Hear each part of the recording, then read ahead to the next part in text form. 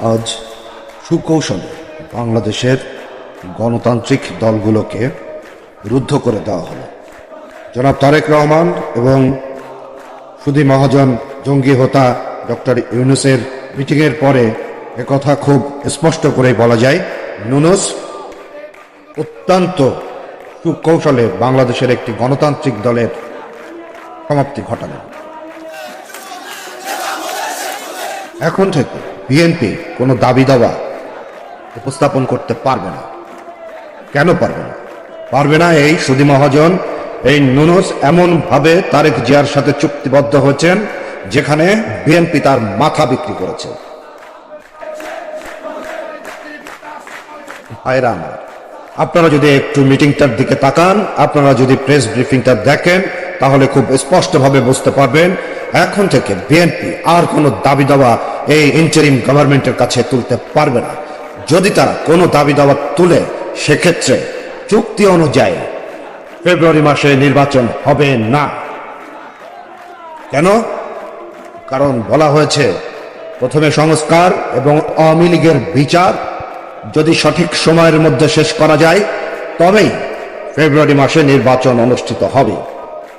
অর্থাৎ বিএনপি যদি কোনো দাবি দাওয়া এই সরকারের কাছে উপস্থাপন করে, তখনই বলবে যে হ্যাঁ, বিএনপির কারণেই আজকে সংস্কার হয় নাই, আওয়ামী লীগের বিচার হয় নাই, সুতরাং ফেব্রুয়ারিতে নির্বাচন হওয়ার প্রশ্নই আসে না। পরিশেষে আমরা দেখতে পাই ইউনূসের সেই কথাই থাকলো, জানুয়ারি থেকে জুন মাসের মধ্যে জাতীয় নির্বাচন অনুষ্ঠিত হবে।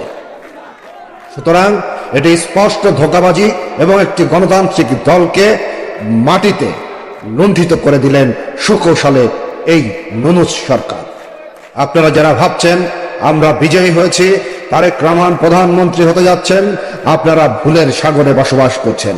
ঘুম থেকে উঠুন, আপনাদের রাজনীতিতে শেষ পেরেকটা ঠুকে দিয়েছে এই ইউনূস। তার কৌশলের কাছে পরাস্ত হয়েছে আপনাদের ভারপ্রাপ্ত চেয়ারম্যান। ভাইরা আমার, বিএনপি বলেছিল সেই বিদেশি, সেই আমেরিকান, সেই খলিলুর রহমানের পদত্যাগ করতে হবে। কোথায় আজকে সেই দাবি? সেই দাবি কোথায়? আমরা দেখতে পেলাম সেই খলিলুর রহমান জনাব তারেক রহমানকে রিসিভ করে ইউনূসের সাথে মিটিংয়ের জন্য নিয়ে গেলেন।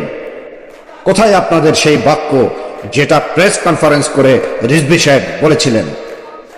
ভাইরা আমার, অন্যদিকে তাকিয়ে দেখেন, যখন বিএনপি একটা কথা স্পষ্ট করে বলেছিল ডিসেম্বরে নির্বাচন, ইন্টারিম গভর্নমেন্ট নির্বাচন দিতেই হবে, কোথায় আজ সেই উচ্চারণ?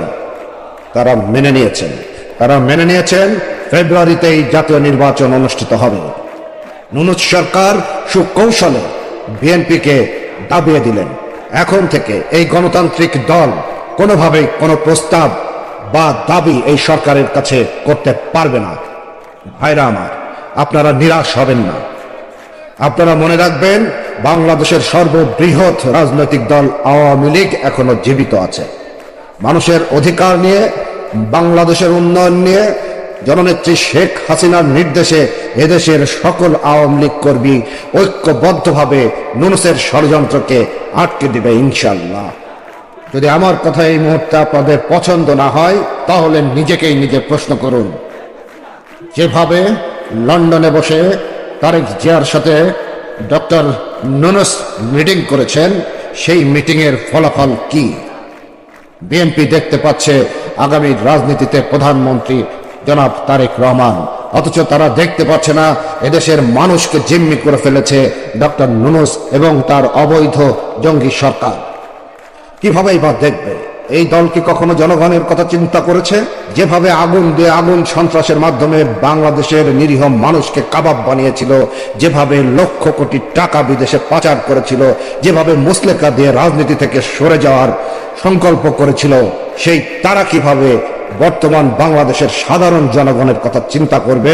সেই তারা কিভাবে বাংলাদেশের স্বাধীনতা পুনরুদ্ধারের কথা বলবে? ভাইরা আমার, একমাত্র আপনারাই পারেন, একমাত্র আওয়ামী লীগই পারে, একমাত্র শেখ হাসিনাই পারে, একমাত্র বাংলাদেশের সর্ববৃহৎ রাজনৈতিক দলের কর্মীবৃন্দই পারে বাংলাদেশের স্বাধীনতাকে পুনরুদ্ধার করতে। অন্য কোন দলের মাধ্যমে বাংলাদেশের স্বাধীনতাকে পুনরুদ্ধার করার স্বপ্ন দেখা আমাদের পক্ষে সম্ভব না।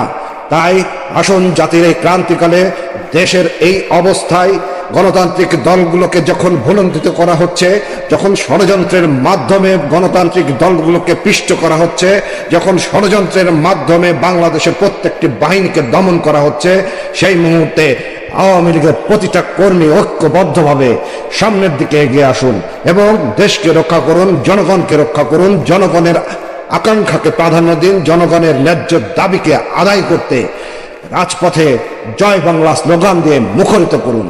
মনে রাখবেন, যদি আপনারা এগিয়ে না আসেন, যদি আওয়ামী লীগের প্রতিটা কর্মী এগিয়ে না আসে, তাহলে এদেশের স্বাধীনতা কখনো পুনরুদ্ধার হবে না, হতে পারে না। জয় বাংলা, জয় বঙ্গবন্ধু, বাংলাদেশ চিরজীবী হোক।